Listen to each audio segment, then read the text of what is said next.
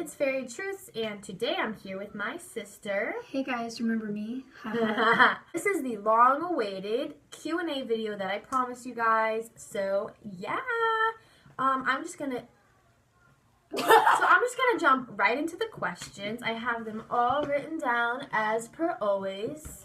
Okay, the first question is, can I make a wings spell? I got this question a lot. Basically, they want me to make a spell where you don't become a fairy or anything like that, but you get wings. And I've tried several times to make a spell like that. It's actually quite difficult for some reason. I don't know why. Have you had any luck with it? Actually, no. It's a really hard spell. There's a lot of different components to it, which makes it like crazy. Like the supplies for it are really crazy as well, so it's really hard to do. But yeah, pretty much it's difficult. A lot of people were also asking me questions about fairy books, and one question I got was, where can you find some like actual fairy books in libraries?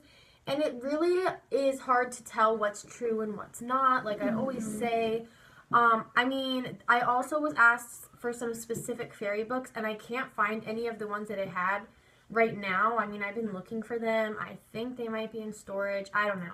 Or in my garage. I'll have to look. But I can't really recommend any because I don't remember the titles and the authors and everything. But my best suggestion would be to just go to the library and check out any book you can that has to do with fairies. And just kind of put it together. If it's very stereotypical, it's most likely untrue. Of course, with certain things, obviously, fairies usually have wings. And like I said, they're very stereotypical when it comes to personality. You just kind of have to do your own research, and I know it's hard to find what's true and what's false, but you can always ask me, and I'll try my best to verify whatever's true or false. But yeah, and also if it looks like it's for little kids, it's most likely Fake. You're going to want to try to find some historical books about it, and there are some that you can find in the library. Mythology books are a good place, even though it's mythology. Those are good books, they're not targeted towards little kids, so it's not the like glamorous, like stereotypical part of it. It's more factual than anything, but there's still going to be some lies in there for entertainment purposes. People were asking, if they see me in person, if they can come up to me, say hi, take a picture, stuff like that. And of course, just let me know that you know me as Fairy Truths, or else I won't know what you're talking about. But yeah, I've had a couple people see me in real life and say hi to me. Oh my god, is that Corbin Blue from Jump In? Yes, it is. Another question is, do fairies have holidays? And there are some, but it's mostly just celebrate whatever you would normally celebrate. If you don't celebrate anything normally, then you don't have to celebrate anything special. But there are fairy appreciation days that are sort of like fairy holidays. But, like Christmas, Hanukkah, whatever you normally would celebrate, you can always celebrate that as a fairy.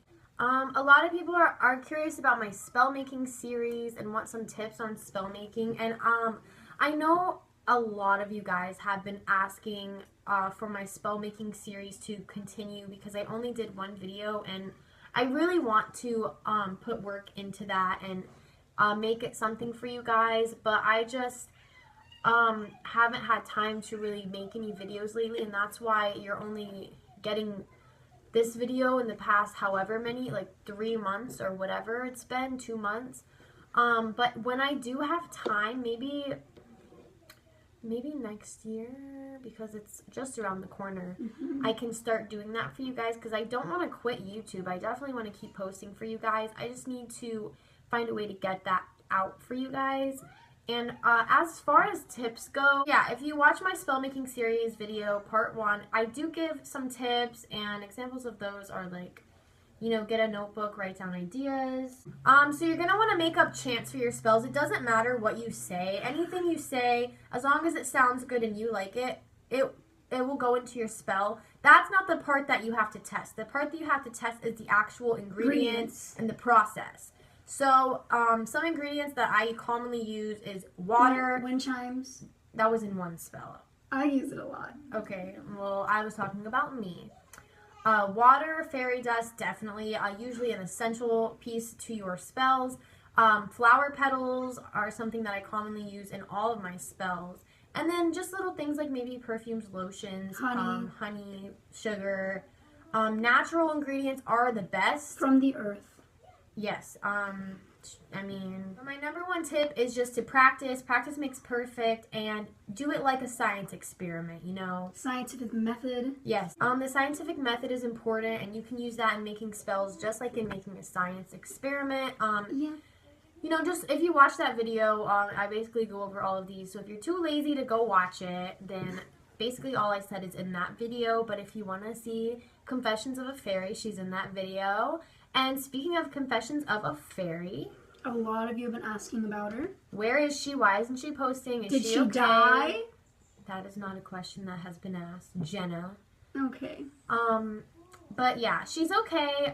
She got a job, and so she is busy with that, dancing and school. Mm-hmm. She is still interested in teaching about fairies. She just doesn't have as much time. She has less time in her schedule than I do, and I still hang out with her. We're still friends and everything, and she's doing fine.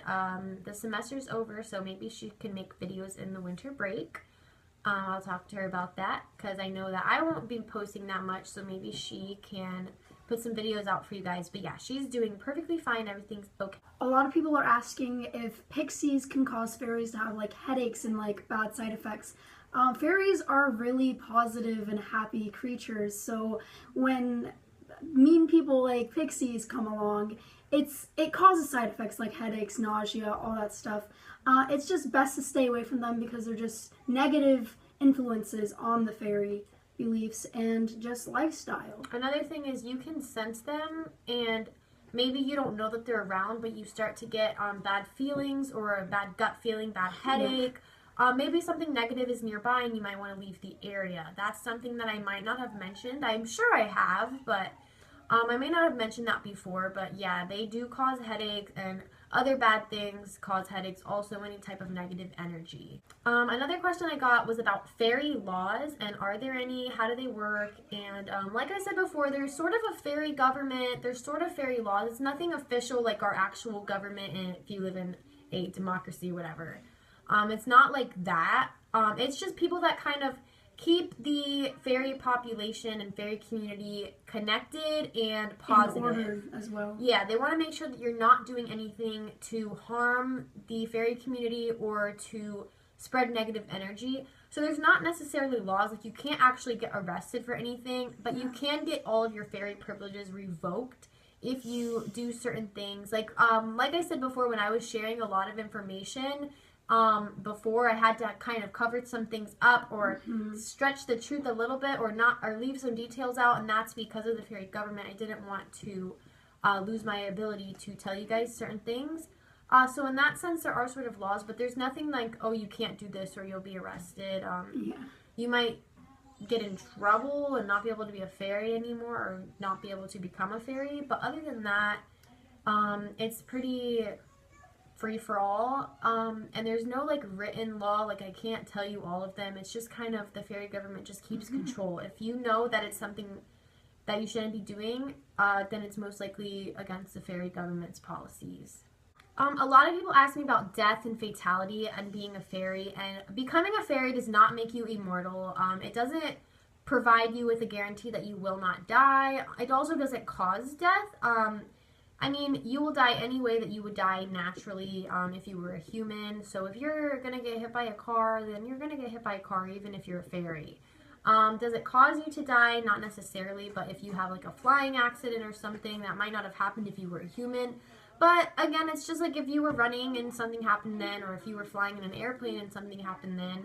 So it's not really something to be worried about. Just be careful when you're flying and when you're using your powers.